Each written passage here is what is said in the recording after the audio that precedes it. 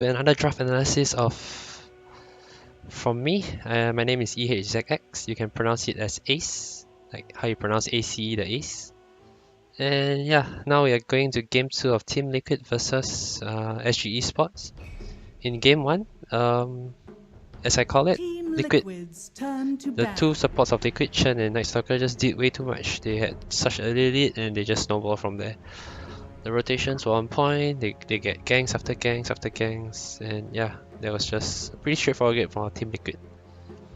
And on the other hand, SGesports, they look so good against VG Gaming, but here against Team Liquid, I'm not sure.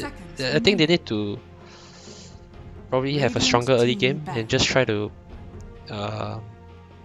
probably just don't lose the early game so badly like what happened in game 1. Then maybe they have a chance. Anyway, Team Liquid, they ban away Jakiro again, just taking away the comfort pick of SGesports. I feel that the two bans from each team is probably going to be the same this game. This Spursy, oh, but Liquid has first pick this game. Last game they were second pick, so maybe yeah they change it up. They ban the Mirana. And SGesports, would they ban like Veno again? I think they would.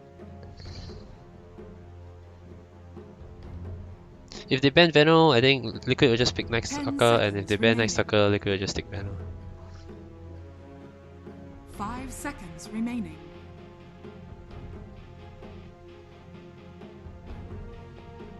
SGesports is taking that time on this. They ban for Mind Control's Furon ban.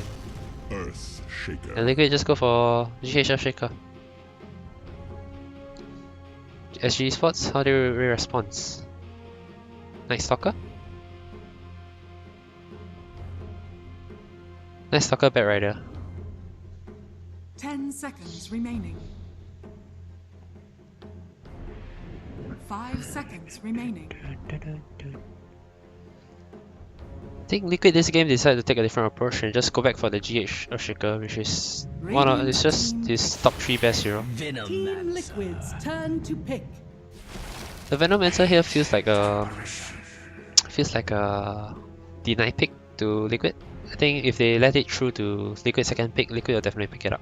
So they pick it up here first and pair with AA. Veno AA is actually a pretty strong duo, with Veno doing all the AoE damage, bring everyone low, and AI Plus can finish them off from far.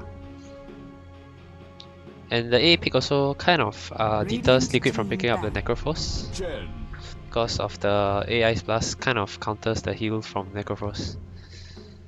And Liquid goes back for the Chen as 4th game in a row for Koroki. Team Liquid's turn to ban. SGesports ban away anti-mage. Not sure what the anti-mage ban is for though. I think they just don't want to play against Miracle's anti-mage. 10 seconds remaining. Radiant team ban. With 4 positions still lacking for SGesports, Liquid Koroki decides to target the Night Stalker. I think he will continue banning another position 4 hero, maybe a next assassin.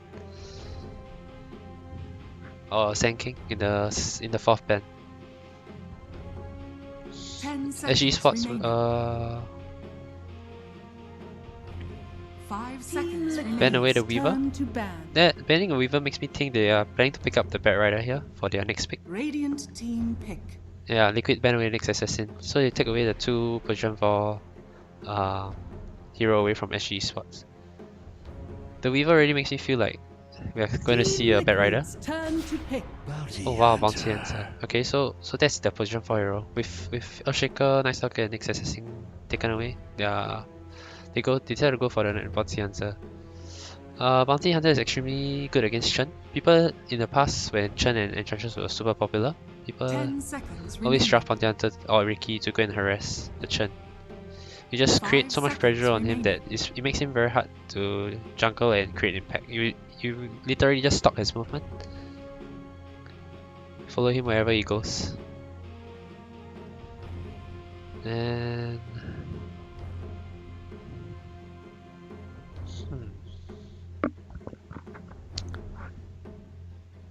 Liquid, what will they pick up here? Probably go for Mind Control Hero. Radiant team pick. Okay, so it's a Mind Controls Earthshaker and a GH Earth Spirit.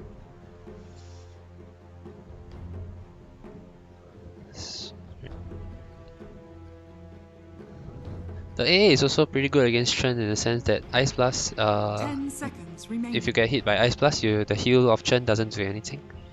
And so now 5 Team Liquid's seconds team fight is remaining. pretty strong with Earth Spirit and Earthshaker already picked up.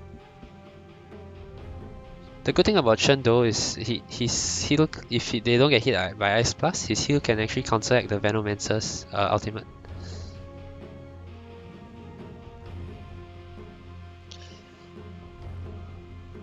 I'm still thinking something along the line of Bat Rider for SGesports. They lack an offlaner, unless they plan to put Veno there.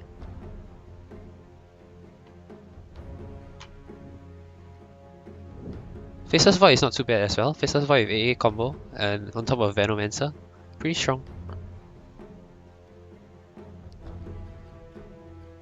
So with Mind Control being on the offlane Earthshaker, there's less possibility for SGesports to go for the Bat Rider because Bat Rider is usually good against Earthshaker because of Firefly. You can just get out of feature blocks, and instead SGesports go for the Tide Hunter this time. Liquid did it in game 1 and SG said, yeah, it's pretty good, let's take it for ourselves. Okay, so Tide Hunter, he can survive Chen and Esprit's gang pretty well because of Kraken Shell, and he just amps up SGesports teamfight much by a lot. I think SGesports this game they just want to secure their lane, so they use the Bounty Hunter to follow the Chen, reduce his impact. Venomancer is pretty strong laner, Tide Hunter is pretty strong laner as well. After getting crushed in the lane last game, they don't want it to happen this game as well. And Tide Hunter, if he goes for Mech or Pipe, he can negate the damage, the AoE damage from Earth Spirit. Pretty good as well. So Liquid is probably going to pick up their carry here for Matapaman. Radiant team back. Their choice is Ursa. Okay, so Ursa, why Ursa is a hero we don't really see in this recently, but why is he picked up here? It's mainly to counter the Tide Hunter. There are only a few heroes that actually do very well against Tide Hunter in a 1v1. This allows Earth Spirit and Chen to just roam around, and because Liquid tends to leave Matumaman alone, so you cannot leave him alone against an unfavorable matchup. You need to pick up something that Ursa can, as in Matumaman can at least come up even. So Ursa against Tide is a matchup that he definitely can win.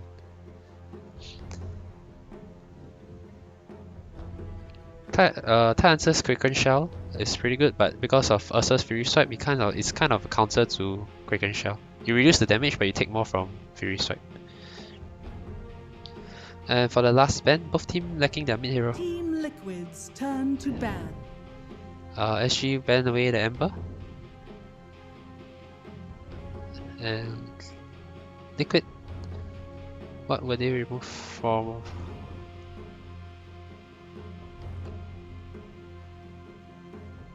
Ten seconds remaining. 5 seconds remaining. SGesports probably need something to kite the Ursa. They don't have a very strong kiting lineup. They only have Venomancer, which is very good. But apart from that, they lack stuns. The only other stun is Ravage and Cold Feet. But Cold Feet you can just what's that spell? Enrage out of it.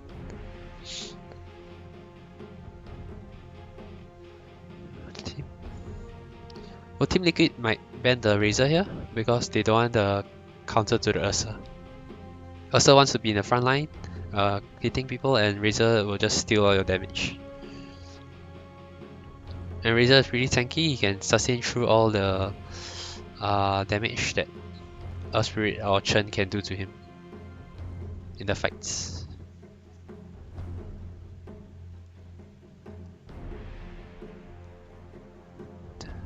Liquid is taking their time here,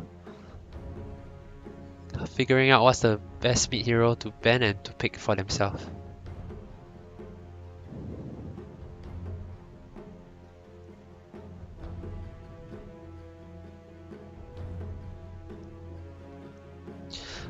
No, they are eating all their reserve time, 5 seconds left. Liquid's TA. turn to pick. And TA is Ursa is very hard for Ursa to break through his refraction charges. And the only good thing they have against refraction is the Earth Spirit's ulti. Apart from that, TA can just go ham. So I guess that's one of the reasons why they decided to remove it. And probably because they want to pick something maybe like a Puck here for Miracle. Radiant team pick. Oh wow, Luna. Okay, so it's a mid Ursa. Or is it a mid Luna? I'm very confused now.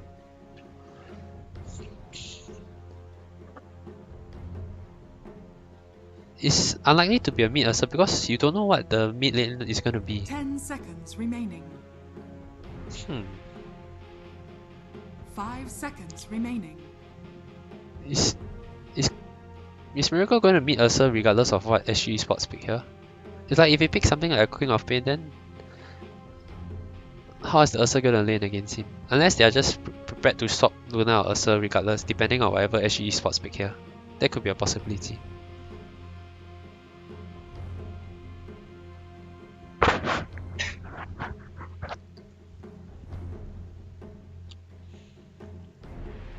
Okay, I'm very excited to see what Liquid has planned here. I think SGesports, they need, with a carry Veno, they're gonna need a more scaling mid hero, something that doesn't fall off to the late game. Lone Druid. Okay, so it's a Veno mid and a Lone Druid safe lane. And Miracle's the Luna. He's gonna mid lane with the Luna against the Venomancer.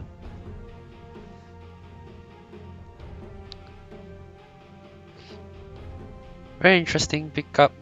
I don't think we ever seen Luna specifically picked to go mid, and I don't know why they choose to go it this game.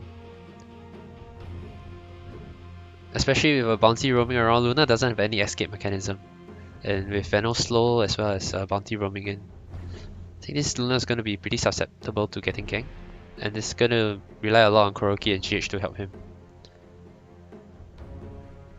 They're gonna leave Ursa 1v1 against the Thai, I believe, and the supports will just move around. 5 seconds remaining. Lone Druid is also pretty strong 1v1 against Shaker on his own, especially when he gets higher levels. Maybe in a level 1 or 2, Earthshaker can still contest. That's when AA still needs to be with him to protect him. But once like Lone Druid starts out leveling the Earthshaker, my control need to be very careful. Especially like level 5 Lone Druid. Then AA can start stacking in the jungle, roaming around and helping the other lanes as well. Okay. I still feel that there's a lot of risk in this Luna mid. If SGesports is able to punish it, there's a chance for SGesports to punish it, and it's down to whether Liquid is ready for them and do what's necessary. So yeah, that's the end of the draft analysis for game 2. If there's a game 3, I'll be back. If not, then that's all for today. So yeah, we'll see. Hope you guys enjoy this draft analysis and enjoy the match.